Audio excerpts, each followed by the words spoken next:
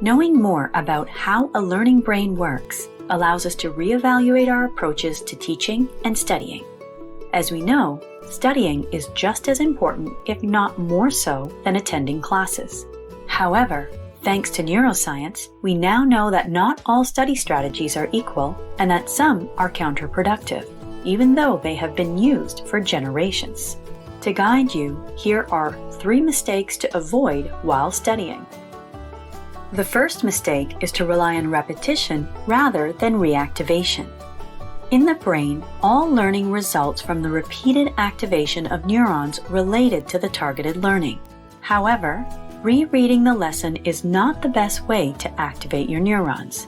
On the contrary, prolonged repetition leads to a decrease in neuronal activation, which can be recognized by the fact that the study suddenly seems easier and less motivating. At these signs, it is better to put it aside and return to it later, ideally after a 24-hour delay for the first sessions.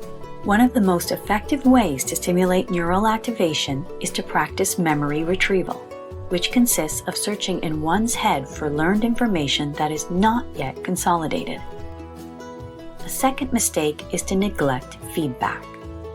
In memory retrieval training, the learner must check or be validated as to whether their answers are correct.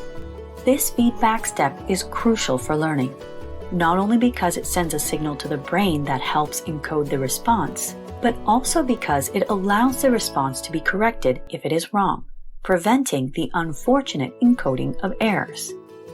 The problem here is not in giving a wrong answer to a memory retrieval exercise that will be corrected by feedback, but in mistakenly believing that you have the right answer or that you have understood the material properly without correcting yourself or being corrected.